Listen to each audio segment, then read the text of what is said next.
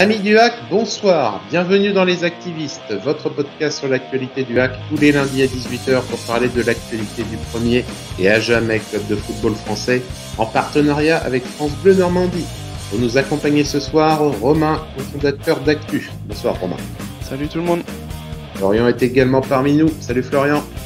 Bonsoir à tous. Au sommaire de ce numéro des Activistes ce soir, le hack encorné par un chamois, retour sur Hack Niort. Activez-vous vos réactions suite au match de samedi soir. Mercacto, ne rien faire plutôt que mal faire, est-ce que c'est la solution? Et enfin, une petite brève sur le hack, comme vous en avez l'habitude. Cette émission n'est pas la nôtre, c'est la vôtre, et nous allons vous le prouver maintenant. Les Activistes numéro 4, c'est parti. Encorné par un chamois. Ça pourrait être un titre d'une brève locale dans Paris-Normandie. C'est ce qui s'est passé samedi soir lors de ce Hack Niort. Nous allons revenir avec vous sur l'ensemble du match et sur cette défaite amplement méritée pour le hack, tant la domination des chamois a été outrageuse. Nous allons maintenant revenir avec vous sur l'ensemble de ce qui s'est passé en commençant par le détail et l'étude des compositions d'équipe. Il y avait au début, sur la composition du 11 de départ, il y a eu quelques informations. Fernand Mayembo qui est confirmé, et c'était normal, suite à son démarrage, à son remplacement, on ne peut plus acceptable de Ertuğrul Ersoy. Abdelli écarté, on l'a senti, on le sentait au vu des remplacements, mais peut-être qu'on ne s'attendait pas à celui-là. Alioui, qui a été préféré à Umut Meras, là aussi une petite surprise, et Fontaine dans la composition de départ en numéro 10, alors qu'on sait que c'est pas son poste. Et on n'a pas été déçu du rendu, vu que de toute façon, on n'attendait pas grand-chose tel qu'il était placé. Romain, qu'est-ce que tu penses de la composition d'équipe que nous a concocté Paul Le Guen pour le match de samedi soir? C'est vrai, comme tu viens de le dire, on a appris pas mal d'informations avec cette compo, mine de rien. Comme tu l'as dit, donc Mayembo qui est confirmé et ça semblait normal. Une doublette locale Mbemba qui pouvait promettre de belles choses, mais on y reviendra après. Et effectivement, donc nous, on en a déjà discuté de nombreuses fois dans l'émission sur le cas Abdelli. On pensait qu'il sortirait quand Le Guen déciderait peut-être un jour de passer en 4-4-2. Et là, il est sorti. Et c'est quand même très étonnant parce que sur les deux premiers matchs, on sait très bien qu'il peut rien faire en tant que numéro 10 dans sa position puisqu'on joue numériquement inférieur à l'adversaire. Et sur le troisième match, c'est vrai que le match de Guingamp, on en a parlé la semaine dernière, il s'est fait manger par Cornet qui était en feu. Mais du coup, je trouve quand même que l'écarter dès la quatrième rencontre, ça fait un peu mal. Alors après, on n'est pas à l'entraînement, on ne sait pas ce qui s'y passe, on ne sait pas le niveau qu'il a ou comment il donne de sa personne, mais ça me semble un peu prématuré. Surtout pour mettre Fontaine en 10, ça fait quand même déjà plusieurs années qu'on essaye, et pour le moment, enfin en tout cas moi personnellement, je trouve pas que ça porte ses fruits. Voilà, c'est très très très étonnant de voir Abdelli sortir dès maintenant. Cornet, Alioui sur les côtés, pourquoi pas, ça me paraît logique. Meras a certainement la tête ailleurs en ce moment, on l'a lu plusieurs fois dans la presse. Moi je m'attendais à beaucoup mieux de ces deux joueurs-là hier soir, pareil on pourra y revenir. Et puis un Thierry toujours aussi esselé à l'avant, et ça c'est pareil, il a encore beaucoup couru dans le vide. Florian, est-ce que toi tu as des compléments à ce que Romain vient de dire? Pour la compo, moi quand je l'ai vu au premier abord via le tweet du hack, je me suis dit pas trop mal, à une exception évidemment le numéro 10, qui pour moi je pense si on avait mis Abdelli à place de Fontaine, je sais pas si le résultat aurait été autre, mais ça aurait eu un peu plus de gueule. Après pour la ligne défensive, à part peut-être un Gibaud, mais vu qu'il revient de blessure, peut-être un peu trop tôt pour le mettre, mais sinon pour moi c'était les titulaires. Au milieu, les Kal et Mbemba, je pense qu'on pouvait pas trop espérer mieux. Sur les côtés, Cornet, bon, vu le match qu'il avait fait contre Guingamp, logique. Alioui, qu'on n'a pas trop vu à part en remplacement. Et évidemment, Jamal, de toute façon, à part Jamal, devant, on peut pas mettre grand-chose par des jeunes. Donc la compo, c'est on fait avec ce qu'on a, quoi. En fait, le positionnement de Fontaine en numéro 10, vu que c'est quand même l'élément qui nous a, un des deux éléments qui nous a le plus marqué, on en revient en fait au discours qu'on avait à 3, c'est-à-dire qu'on se retrouve avec une ligne de 3 et on a voulu mettre Fontaine en 10, mais Fontaine, c'est pas son poste. Fontaine, de toute façon, il y a beaucoup de choses à dire quant à la qualité et au rendu de ses prestations, mais on sait très bien qu'à partir du moment qu'il passe la ligne de milieu, on va dire plus défensif, il faut pas, c'est rendre service ni à l'équipe ni à lui de le mettre dans une position qu'il aime pas. Umut Meras, on peut comprendre un peu plus. Effectivement, il y a beaucoup de rumeurs, beaucoup d'informations. En Turquie, il dit qu'il veut partir, et il revient en France, il nous fait la déclaration d'amour. Bon, ça prend pas plus que ça. On se doute bien qu'il y a peut-être des choses qui sont en face et que tant que le mercato n'est pas officiellement fermé, du moins pour les transferts internationaux, il y a pas grand, il peut avoir la tête un petit peu ailleurs. Ok, donc Alioui soit le remplaçant. Pourquoi pas? Ça reste dans la logique de ce qu'on avait dit, que Alexandre Donnet devait rentrer comme remplaçant et pas comme titulaire pendant 90 minutes. Ce qui est bien, on dit bon bah on repart encore, il y a encore des incertitudes, attaquant pas attaquant. En tout cas, on est parti avec ce 11. Qu'avez-vous pensé du match? Parce que je sais pas vous, effectivement, le résultat est décevant, mais je me suis pas plus ennuyé que ça. Et c'était peut-être pas grâce au hack, mais on a vu des matchs tant à Océane qu'à l'extérieur du hack qui étaient beaucoup plus pénibles à regarder, même quand ils se sont finis par des victoires des Ciel et Marines. Romain, qu'est-ce que t'en as pensé, toi? Je ne suis pas embêté samedi soir. Oui, je suis d'accord. Il y avait de l'action, c'est le moins qu'on puisse dire. Il y avait de l'action, une bonne première mi-temps plaisante avec des actions des deux côtés. On a eu chaud, très chaud même, dès la 13e minute avec la barre qui a été trouvée par Jacob. D'ailleurs, pour revenir à ce joueur, il vient quand même d'Annecy, il a signé à Niort en 2018. J'ai discuté un peu là sur Twitter avec quelques personnes. Je me dis, est-ce qu'un joueur comme Jacob ne mérite pas mieux que Niort? Mais au final, avec réflexion derrière et vu le résultat d'hier, quand je disais mieux que Niort, je pensais à nous, bien sûr, parce que ça m'aurait vraiment plu de voir ce genre de joueur sous le maillot Ciel et Marines. Mais finalement, est-ce que le hack c'est mieux que Niort? C'est voilà ma conclusion. Au jour d'aujourd'hui, j'en suis pas certain, j'en suis pas sûr. D'ailleurs, au classement, Niort est leader depuis hier soir. Je prends un moment sur Niort. Il faut se rappeler aussi déjà que l'année dernière, Valentin Jacob avait fait très mal au hack. C'est lui qui marque le but sur la super combinaison au final dans le 1 partout. Et il était annoncé avec insistance à Guingamp l'année dernière, qui était encore en Ligue 1, et il n'était pas parti. Et quand on sait éventuellement l'argent que demande aussi Niort pour son attaquant, j'ai entendu parler de 2 à 3 millions d'euros potentiellement, il y a peut-être de ça aussi dans le fait que Valentin Jacob ne soit pas encore parti des Chamois. Parenthèse fermée. Oui, bien sûr. Mais bon, c'est vrai que ça nous plairait beaucoup de voir ce genre de joueur sous le maillot Ciel et Marines, c'est clair. Quand on voit l'impact qu'il a dans le jeu de Niort hier, ça donne envie. Sinon, oui, la première mi-temps était très très plaisante. On rentre à la mi-temps sur un score de 0-0, des actions de chaque côté. On a eu un petit peu plus chaud que Niort sur certaines actions, mais c'était logique. Et puis après, on retrouve un hack qui s'est complètement décomposé. On retrouve le mal qui nous suit depuis plusieurs saisons. On a joué 45 minutes, et puis on revient sur la pelouse avec totalement une autre disposition. On reconnaît pas l'équipe. Et puis après, bien évidemment, on a encore un carton rouge, et donc numériquement à 10, même à la maison, on ne peut que espérer terminer sur un 0-0. C'est d'ailleurs pour ça que Paul Le Guen, un quart d'heure avant la fin du match, fait rentrer Gibaud à la place de Cornet. Il verrouille et il essaie de conserver le 0-0, qui aurait été le meilleur résultat hier soir au vu de la deuxième mi-temps et de ce qui s'est passé avec le carton rouge de Mbemba. Dans la situation effectivement où Mbemba de toute façon est expulsé, on se retrouve à nouveau déjà, comme tu le disais, en deuxième mi-temps, encore une fois, le coup de pompe après la mi-temps. Niort, qui de son côté a pris l'emprise sur le match quasi intégralement. Et il n'y avait pas grand-chose d'autre à espérer que d'accrocher un 0-0 ou un penalty sur une course de Thiaré. Mais ça aurait pas, une fois de plus, ça n'aurait pas été dans des conditions de jeu, dans les conditions de jeu acceptables pour une équipe qui prétend à certaines choses.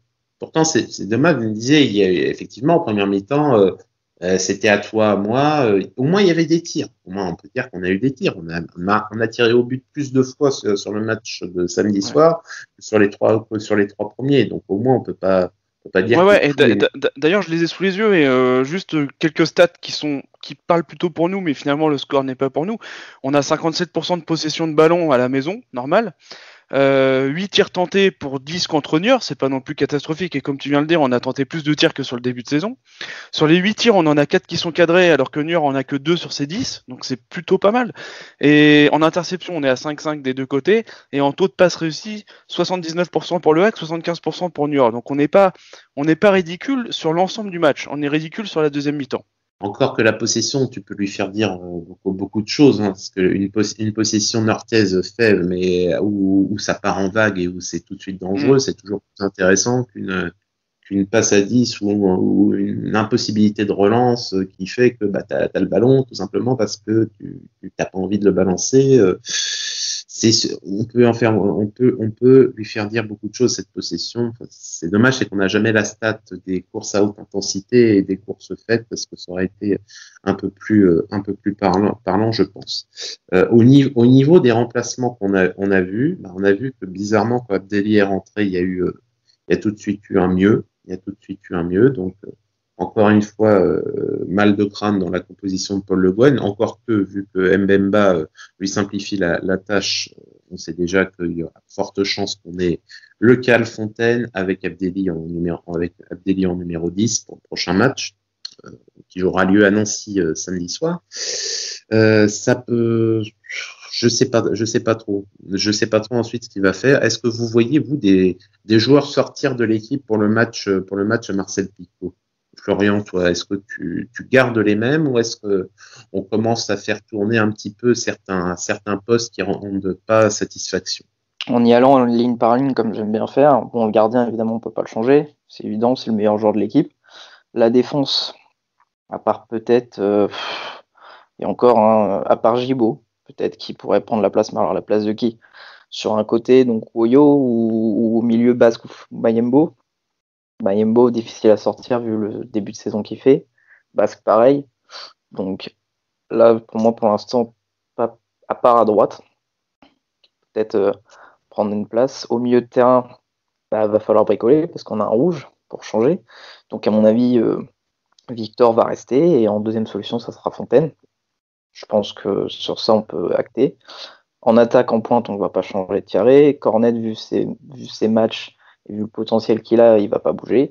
Après, la solution, ça sera à qui à gauche? Enfin, à gauche, oui. Sur un des côtés et un en 10. Je pense que Abdelli va avoir sa chance, vu que Fontaine doit reculer. Et après, à savoir s'il compte remettre Meras, s'il remet Meras, ce qui me semble être le meilleur joueur de l'équipe, mais est-ce qu'il vaut mieux jouer avec le meilleur joueur de l'équipe et la tête ailleurs, ou un joueur moins fort mais qui peut être un peu plus impliqué? C'est là la vraie question que doit se poser Paul Le Guen pour le prochain match. Ensuite, il y a une autre possibilité, c'est tu repars là-dessus, tu ne mets pas Abdelli titulaire et tu mets Alioui, tu peux mettre Alioui en deuxième attaquant avec Meras à gauche, c'est-à-dire que Abdelli sort de l'équipe. Mais je vois pas Paul Le Guen sortir les deux attaquants comme ça sur un match à l'extérieur à Nancy avec tout le contentieux qu'il peut y avoir entre les deux clubs de supporters, mais entre les deux clubs. Je le vois pas sortir les deux attaquants. Je pense que c'est ce que tu vas dire. Il va remettre Meras, Abdelli, Cornet sur la ligne d'offensif avec Thierry devant. Oui, vraiment comme tu le dis, peut-être Pierre Gibaud qui rentre dans l'équipe. À voir pour le moment ce que ça peut donner. Est-ce que Romain, toi, est-ce que tu penses qu'on part sur le 11 qu'on vient de déterminer avec Florian? Ouais, je suis d'accord avec vous, il changera pas son système de jeu sur un match à l'extérieur, c'est clair. S'il doit passer à un moment donné en 4-4-2 avec un support à Thierry, il le fera certainement à domicile. Après, franchement, Paul Le Guen a commencé à en parler dans la presse comme quoi Alioui pouvait avoir ce rôle de deuxième attaquant. Franchement, ça me plaît pas. Enfin, c'est pas Alioui qui me plaît pas. Hein. C'est numériquement, on bricole quand on est en 4-4-2. Donc du coup, on va pas recruter et on va mettre Alioui en support. Aujourd'hui déjà qui nous montre ce qu'il vaut sur le côté. Il faut absolument recruter quelqu'un devant, même si j'ai envie de dire, même si c'est pas forcément un titulaire dès qu'il arrive, quelqu'un amener déjà au moins de la concurrence et que numériquement on soit armé pour essayer de faire quelque chose dans cette Ligue 2. Aujourd'hui, c'est pas le cas. On va en reparler de toute façon dans la partie Ouais. mercato. On en avait fait. Il y a l'autre point important du match hier, on en a déjà parlé, un rouge, encore un petit rouge pour la route. C'est jamais que 4 en 4 matchs, c'est ça? Le deuxième pour Mbemba. Là, je ne sais pas si vous avez lu les interviews de Paul Le Guen. Il y a une différence de traitement que j'attendais de voir justement. Parce que Ertuğrul Ersoy, à la suite de son carton rouge à 3, il avait pris la foudre. Il avait vraiment pris la foudre. Paul Le Guen avait vraiment montré en public qu'il n'était pas content. Le discours est quand même beaucoup plus nuancé pour Nolan Mbemba, qui est quand même à 2 rouges en deux titularisations. Je ne sais plus s'il était titulaire à 3. Mais ce qui est certain, c'est que le tacle d'hier n'a pas sa place sur un terrain de foot. C'est dangereux. Et peut-être que pour lui aussi, tâter du banc de touche ou de la réserve sera bientôt une possibilité. Florian, qu'est-ce que tu as à dire à ce sujet? Au départ, depuis le début de saison, je me dis, bon, premier match, le premier rouge Ersoy, c'est un craquage complet. Le deuxième, très discutable. Pour moi, il n'y a pas rouge. Pour même des fans d'autres clubs, je pense qu'il n'y a pas rouge. Sur ça, on est d'accord. Le tacle d'Mbemba qui prend son deuxième jaune, donc rouge, on aurait dit oui, c'est normal et tout. Et au départ, je me dis, bon, c'est des circonstances, ils sont un petit peu en retard, ça va se régler. Là, ça fait beaucoup trop, là. Là, je suis désolé, c'est un problème grave qu'il faut régler. Je sais pas si c'est le comportement, je sais pas si parce qu'ils sont tout le temps en retard dans les duels, mais c'est un problème majeur parce que déjà, on prend le point qui est évident, c'est que ça nous fait perdre des joueurs sur le match et ça nous met en difficulté. J'ai regardé un petit peu les 4 matchs qu'on a fait cette saison. Les deux victoires, 2 défaites. Les 2 défaites, c'est quand on est en infériorité numérique qu'on se prend les buts. On prend les 2 rouges à 3 et on se prend les 2 buts derrière. Contre Amiens, c'est contre Amiens, je crois. On prend un rouge et ils prennent un rouge aussi à la fin. Du coup, ça équilibre. Donc on se prend pas de but, mais on aurait pu. Et là, pareil, on prend un rouge et derrière, on se prend un but. Je ne dis pas qu'on aurait gagné les matchs. Peut-être qu'on les aurait même perdus. Mais là, on est obligé de faire un lien de cause à effet. On prend un rouge, derrière, on se prend un but. Donc on aurait peut-être pu avoir de meilleurs résultats. On ajoute à ça le fait que ça donne des maux de tête à Paul Le Guen, mais aussi à nous pour les prochaines compos. Ça tire aussi sur le physique parce que jouer, on va dire 30-40 minutes contre 3, on ajoute là 15-20 minutes à 10, bah, ça tire sur le physique et les joueurs ils vont pas tenir toute une saison à jouer, je sais pas moi, 250 minutes, 300 minutes en infériorité numérique sur une saison. Donc ça commence à être un problème plus que grave et c'est très énervant, même très frustrant quand on regarde les physionomies de match, même si on est dominé, peut-être qu'à 11 on les perd pas ces matchs. On aura peut-être 2 points de plus ou même peut-être une victoire, je sais pas. C'est énervant et c'est pour l'objectif qui est fixé par le club et l'envie des supporters, bah, c'est contradictoire. Romain, est-ce que tu as quelque chose à apporter en plus? Non, elle est très intéressante, l'analyse de Florian. La cause à effet, effectivement, les 2 défaites sont là quand il y a des cartons rouges. Moi, je me demande quel discours a Paul Le Guen avec ses joueurs.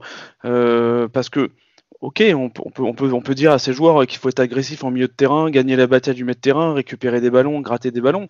Mais là, on voit bien que là, même la faute d'hier soir, le gars, il y va avec les 2 pieds en avant. Encore une fois, il n'y a pas de réel danger sur l'action. Non, c'est inadmissible. Après, j'ai vu qu'il avait eu un traitement de faveur. C'est étonnant ce qu'on a pu lire sur la déclat de Paul Le Guen après le match. Comme tu le dis, on verra ce qu'il va en faire, on verra s'il va pas un peu le punir en réserve. En tout cas, Nolan Mbemba, il va falloir qu'il réfléchisse un petit peu par rapport à son début de saison. il a le souhait de s'imposer, il a le souhait de jouer. Et ben quand on veut jouer et être titulaire à tous les matchs, déjà, il faut pas être suspendu un match sur deux, déjà. C'est sûr. Bon, je pense on en a fini avec ce match. Je voulais quand même qu'on finisse en disant bravo Niort, parce on a vu une belle équipe qui pratique un football plaisant. On leur souhaite vraiment une belle saison parce que c'est rendre honneur au football que de le pratiquer comme ça. Merci. Et je voudrais ajouter aussi, ça fait plaisir de revoir Dylan Louiser sur un terrain titulaire et qui s'est imposé depuis quelques années à Niort. Ça fait plaisir de voir qu'il a réussi à s'imposer ailleurs qu'au WAC. On lui souhaite lui aussi une belle saison et une belle carrière par la suite. Nous en avons terminé avec vous. Maintenant, chers amis auditeurs, c'est à vous. Activez-vous sur le match. C'est parti.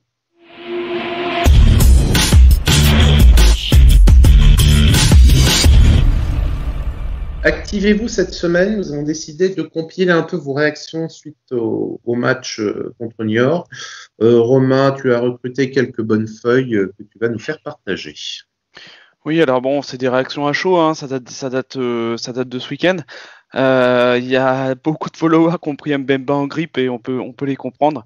Je vais vous partager quelques réactions. Donc on a John Kenzo qui dit que c'est beaucoup plus compliqué le foot quand ton adversaire ne te met pas contre son camp.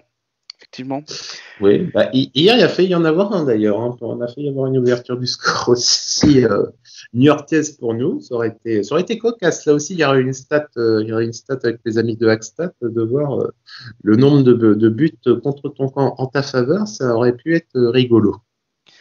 Ensuite, on a Actimel qui nous dit qu'Mbemba devient officiellement le remplaçant de Yuga suite à son expulsion, je suppose.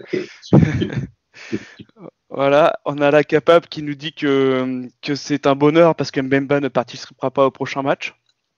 Voilà, donc il l'accable un peu, mais bon, on peut les comprendre encore une fois.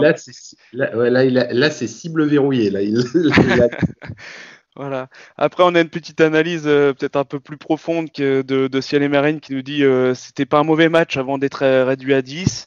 Il trouve qu'il y a eu un penalty qui a été non sifflé, mais qu'après l'expulsion, on fait plus rien et que Fontaine est transparent tout le match et malheureusement, on le garde tout le temps sur le terrain. Voilà. Je pense que ça rejoint un peu notre analyse. Ouais. C'est des mots choisis. On dira c'est des mots choisis, mais on va pas donner totalement tort. Voilà. Fanatique nous dit qu'on n'a pas senti un hack avec de l'envie, qu'il y avait trop d'hésitation, un jeu trop arrêté. Ça, c'est dans l'animation offensive encore une fois. Hein. Et en deuxième, il n'y a plus personne à bord chez les Ciel et Marines. Où est passé notre Victor Lecal? J'avoue qu'on n'en a pas parlé, mais j'avoue que j'ai le même sentiment. Je trouve qu'hier, on a quand même beaucoup perdu de ballon au milieu. Je ne sais pas ce que vous en pensez. Ah, mais au milieu, devant, derrière, surtout derrière, hein, il y a eu des passes. Il y a des passes de Mayembo, même Gorgelin qui a mis qu'on a mis une qui aurait pu lui revenir dans la lucarne aussi sec. Donc c'était fébrile. La fébrilité s'est fait sentir sur toutes les lignes. Ouais. Et voilà, la fébrilité, tu l'as vu, la fébrilité globale du hack, tu l'as vu aussi dans ses passes un peu foireuses et très très dangereuses. Oui, la défaite, elle est méritée parce que franchement, Niort a vraiment pas volé sa victoire. C'était on ne peut plus mériter, même si elle est arrivée tard. On continue avec Tijo qui se demande comment on peut prendre autant de cartons en si peu de temps, que Thierry tout seul ne peut rien faire et qu'on doit absolument recruter. Il faut arrêter de parler de montée et en attendant se concentrer sur le jeu. Il trouve qu'Abdelli a fait une très bonne entrée et il pense que Meras et Abdelli auraient dû commencer le match dans le 11 titulaire. Oui, mais Imad, on sait qu'il peut apporter. La question, c'est maintenant, il faut que Imad, on va pas lui donner de droit à l'erreur. C'est ça. On en revient aux discussions qu'on a depuis qu'on a commencé les activistes. C'est que Imad, il sort tout de suite de l'équipe alors que il est la variable d'ajustement. Pour employer ce terme, je ne l'emploie. Et on voit bien que Imad, quand il est en condition, il va te faire des dribbles, il va te faire des passes comme il faut. Il a même failli être le héros samedi soir en égalisant dans les arrêts de jeu. Hein. Ça n'a pas passé à grand-chose. On ne me dise pas qu'il n'y a pas quelque chose à faire avec Imad. Il y a bien évidemment quelque chose à faire. On a d'autres réactions. Donc, il y a Tyranor qui trouve que la recette pour battre ce genre d'adversaire ne sera jamais trouvée. Quoique New York, à mon avis, a quand même évolué aussi de son côté. Donc, c'est peut-être pas le New York qu'on a connu finalement sur les autres saisons, mais effectivement, on a toujours pas réussi à les battre. On a Steve qui nous dit no comment, c'est le hack, un recrutement limité, un jeu défensif, bref, une saison en milieu de tableau. L'avenir nous dira si Steve voit vrai. Et puis, je voulais juste faire un petit clin d'œil, c'est à Guillaume Beuzelin, parce qu'il y a son neveu sur les réseaux et qui a réagi à notre tweet, qui s'appelle Logan Beuzelin, et qui nous dit que l'intelligence de certains responsables de ces 2 défaites, donc ça revient encore au carton rouge, les tacles de Boucher aussi loin de son but alors qu'il y a 0 danger. Il se pose la question, comment c'est possible? Voilà. Et après, je peux terminer par la réaction de Camille qui nous dit un Mbemba inutile, un Thierry trop seul, un Woyo laissant des énormes espaces, Lecal et Fontaine sont fantomatiques, mais malgré la défaite, la défense fait le taf. Oui. Qu'est-ce que vous pensez de toutes ces réactions? J'ai bien aimé la réaction sur les cartons rouges parce que certes, si c'était le dernier défenseur qui, pour se sacrifier d'une grosse occasion, tacle et se prend un rouge, on pourrait dire bon, ok, c'est logique. Mais c'est souvent des cartons rouges, même les 4. Hein. Il y en a 3, ils sont au milieu du terrain. Et il y en a un, c'est Fontaine qui est sur un côté et qui ne doit pas prendre rouge. C'est vrai que normalement, ça doit faire 0 rouge.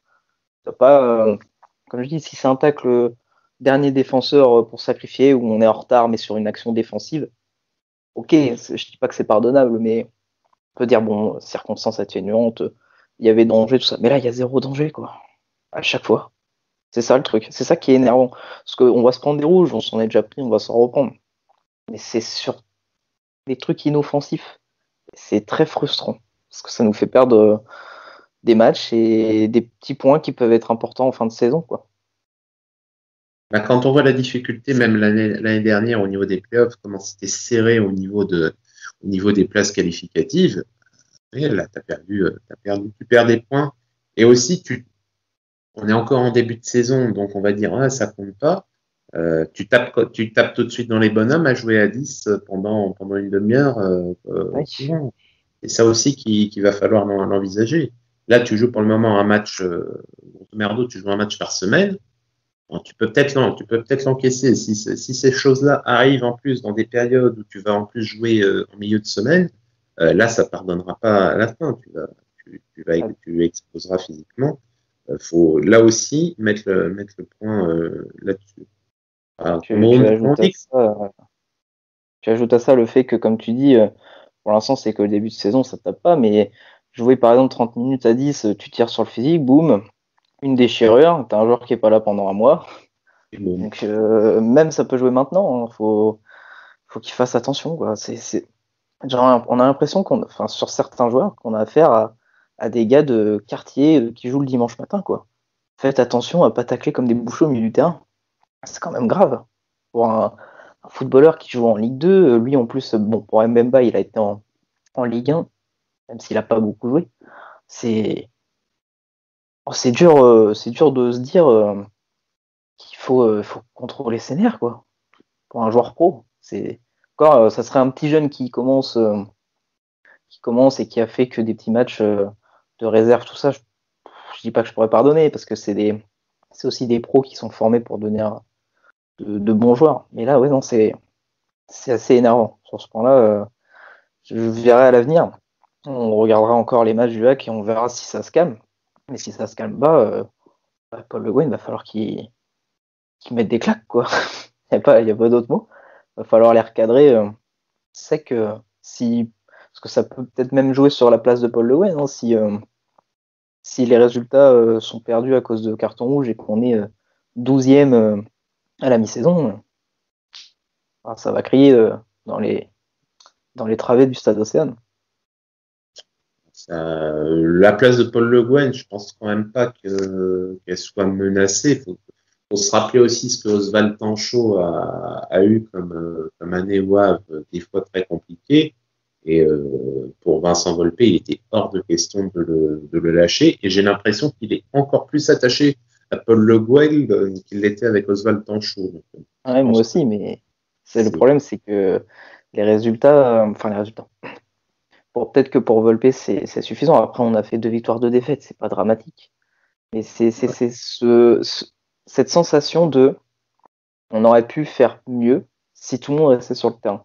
Et en fait, là, c'est pas un coach qu'on demande, c'est un meneur d'hommes.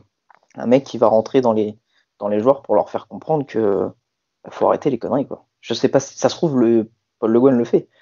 Et on a cette sensation que pour l'instant, en 4 matchs, 4 rouges, je sais même pas si c'est déjà arrivé dans tout championnat confondu, en pro évidemment, ce genre de stats, quoi. Je trouve ça impressionnant. Tu dois trouver ça dans certaines divisions inférieures de championnats exotiques. Ouais, en tout cas, en France, c'est sûr que c'est compliqué. Bon, pour le moment, on va dire que grosso modo, normalement, les rouges te coûtent, on va dire 2 points, parce que tu aurais pu gratter un point à 3, puis un point hier. Ça aurait pu avoir des conséquences au niveau du classement plus importantes, mais c'est vrai qu'il faudrait que se recadre. En tout cas, merci aux internautes pour leurs commentaires. Nos internautes ont du talent et on passe tout de suite à la partie Mercato.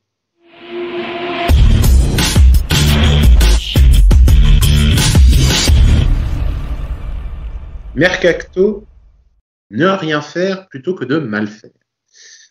Les portes commencent à se fermer gentiment les unes après les autres. Donc, on a appris la semaine dernière que Guillaume Haro restait sur son premier objectif d'être en Suisse et a donc signé au FC Sion.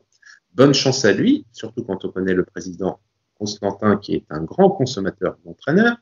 Et on a vu aussi que pour Karim El Berkaoui, c'était très compliqué. On entend des choses, je ne sais pas si elles ont été justifiées ou pas, mais des folies en termes de demande salariale de la part de son agent. On comprend peut-être mieux maintenant pourquoi Karim n'est pas venu tout seul alors que son agent n'a pas eu son laissez-passer. Messieurs, je ne sais pas vous, mais j'ai l'impression qu'on commence gentiment là depuis la semaine dernière. Il y a eu un changement dans le discours des dirigeants du HAC, y compris de Paul Le Guen, pour nous préparer gentiment au fait que peut-être éventuellement, il y aurait personne qui viendrait pour remplacer vraiment Tino Kadewere. Je sais pas vous, mais à ce rythme-là, peut-être qu'on va refaire signer Joseph Mendes. Florian, qu'est-ce que t'en dis? Avant d'attaquer le point coup de gueule, je pense que c'est la journée coup de gueule pour cette émission. On avait 3 postes, allez, on va dire 2 sur, voire 3, qui étaient ciblés. L'attaquant, ça on le savait.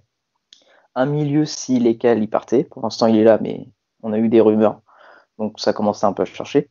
Et possiblement un défenseur suite au début de saison un peu cata de notre charnière, mais qui maintenant va beaucoup mieux. Pour ces 2 derniers postes, chercher, ça peut être compliqué. Surtout qu'avec lesquels on ne sait pas s'il part, s'il reste. Donc trouver un remplacement avec un joueur qu'on ne sait même pas s'il part, c'est compliqué, je pardonne. Pour les défenseurs, je pense qu'ils se sont laissé le temps et ils se disent on a Gibo, on a Basque, on a Mayembo Ersoy, c'est ok. Mais par contre, et là ça me fait grincer des dents, on connaît le départ de Tino depuis le mercato d'hiver. On est en septembre. Qu'a fait la cellule de recrutement? Alors certes, ils ont pisté des joueurs, mais le mercato, ça se fait pas que quand ça ouvre. On peut regarder les joueurs avant, se faire une liste, il demande au coach quel est le profil que tu veux dans ton équipe. Le coach, il sort le profil qu'il souhaite, et ensuite, il cherche derrière. Et là, j'ai l'impression de janvier à septembre, alors il y a eu la pause Covid, il n'y a rien eu. Il y a eu des pistes. Alors, il y a eu des soucis administratifs, puis des faux espoirs avec O'Haro, tout ça. Mais on sait qu'on a une carence à ce poste. On n'a qu'un vrai attaquant. Il n'y a rien. Il n'y a absolument rien. C'est le néant. Le seul truc qu'on a eu à se mettre sous la dent, c'est un contrat, enfin un mi-contrat où le joueur devait venir, mais il n'a pas pu à cause des trucs administratifs. Je comprends pas. C'est un club qui est soi-disant, qui est pas soi-disant, c'est un club pro, c'est un club de 2e division française, donc un championnat quand même assez respectable. Il n'y a pas eu un mouvement pour un poste où on sait depuis la mi-saison dernière qu'on va être en carence l'année suivante. Ça fait quand même peur, et c'est aussi encore assez énervant sur ce sujet, quoi. Comme dirait Paul Le Guen, c'est compliqué. Romain, qu'est-ce que tu as à ajouter? Alors, je suis comme toi, je sens un changement d'attitude dans les discours des dirigeants et de Paul Le Guen, et je trouve ça totalement inacceptable. Depuis le mois de janvier, comme l'a dit Florian, on sait très bien que Tino Kadewere va partir. J'ai même voulu poser la question directement à Paul Le Guen en appelant France Bleu vendredi dernier. Malheureusement, j'ai pas pu passer à l'antenne, mais je voulais m'entretenir directement avec lui. Je vais profiter des activistes pour le faire. Je comprends pas la situation dans laquelle on est. On est le 20 septembre, le mercato se termine le 5 octobre. Je comprends absolument pas qu'on n'ait pas trouvé de remplaçant à Tino Kadewere. J'en ai un peu marre d'avoir des pistes. Alors cette année c'était Guillaume Haro. Bien sûr, j'aurais vraiment aimé le voir revenir, mais dès le départ, si on sait que le gars, il a un salaire qu'il a et on sait très bien que pour des raisons économiques, pour les impôts qui sont meilleurs, enfin qui sont mieux en Suisse au niveau de la situation pour les impôts pour les joueurs de foot. Je veux dire, si on part avec cet handicap, pourquoi on essaye? Ça me rappelle le Nasri, ça me rappelle Ben Arfa. Il y en a marre de s'épuiser sur ce genre de profil. Quand on voit des Jacob à Niort et l'impact qu'ils ont, on en a parlé tout à l'heure, on sait, c'est 2-3 millions. Mais finalement, pourquoi on s'épuise ailleurs? On a un Volpe qui arrête pas de nous dire que ce n'est pas un problème d'argent. Pour le moment, moi, j'ai pas vu d'argent sortir. À chaque fois qu'on l'interroge là-dessus, il dit qu'il réinvestit l'argent dans le club. Ça, je veux bien le croire, dans les infrastructures, peut-être chez les féminines, peut-être dans des activités qu'il essaye de développer autour du club. Mais à un moment donné, il va falloir quand même mettre le carnet de chèques sur la table et amener un attaquant. Je vois pas comment on peut faire autrement. Je l'ai dit tout à l'heure, ça ne me plaît pas du tout, ce discours de dire que Alioui va pouvoir jouer le rôle de deuxième attaquant. Non, numériquement, ça ne va pas le faire. Aujourd'hui, le hack dans sa configuration actuelle, moi je le vois 7e, 6e de Ligue 2. Comme l'année dernière, c'est pas mal, mais à un moment, tu vas te retrouver avec une absence au poste où t'as pas de backup, et ça va faire comme ça. L'année dernière, quand un de nos deux attaquants était blessé, ça redescendait d'un niveau. Je n'ose même pas imaginer si Jamal se pète prochainement. Parce qu'on sait très bien que derrière, il y a Godwin Bentil, on en entend parler, il est bon, oui. Et ensuite, quand à 19 ans, tu fais tes débuts en Ligue 2, si ça réussit, c'est magnifique, mais il y a quand même plus de chances que, surtout dans les circonstances où on le lance, que ça rate, et ce serait dommage. Si vous voulez vraiment, cher ami auditeur, vous faire mal, reprenez les interviews de Paul Le Guen depuis juin, même si vous avez des autres dirigeants, vous les faites d'enfiler, et vous verrez, il y a un petit affléchissement du discours, et là c'est très net là depuis 2 semaines. On espère quand même qu'il y a un dossier qui est au fond d'un placard du hack sur lequel il y a marqué ne pas divulguer secret, qui est en cours de négociation pour qu'on amène du renfort, parce que sinon tu as deux choses. C'est soit tu te retrouves avec personne, tu ne recrutes personne et tu te dis bon on prendra un joueur libre le joueur libre, tu peux le faire signer jusqu'à fin janvier sans problème, il compte pas au niveau des mouvements de mercato. Donc s'il y a un joueur libre qui est pas loin, suivez mon regard, il s'appelle Joseph Mendes, je crois.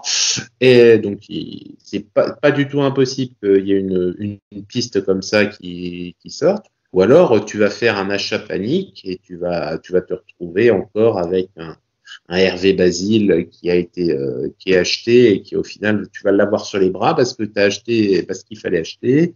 Et au final, t'as mal fait ton coup parce qu'il correspond pas à ce que tu cherches et tu te le traîneras comme un boulet parce que personne ne voudra le prendre. On espère juste que ça soit vite dégagé au niveau du problème. Voilà. Pour l'émission est bientôt terminée. Nous avons encore une petite brève pour vous. Brève du hack, c'est maintenant.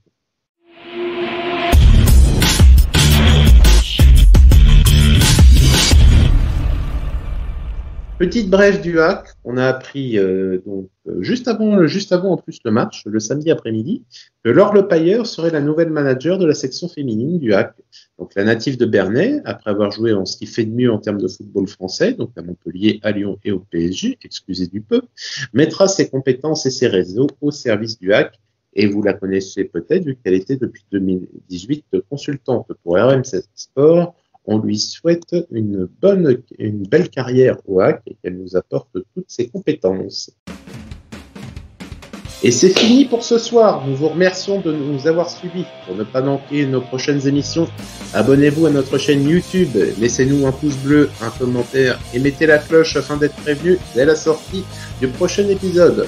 Retrouvez-nous également sur toutes les plateformes de podcast ainsi que sur Twitter @actu_fr avec le hashtag activiste au pluriel. Rejoignez-nous également sur le site actu.fr pour recevoir nos alertes articles et concours de pronostics. Et vous pourrez nous retrouver dans les journaux matinaux de notre partenaire France Bleu de Normandie chaque jour de match. Nous vous souhaitons une bonne soirée, à bientôt pour le prochain numéro des activistes. Et en attendant, allez le hack!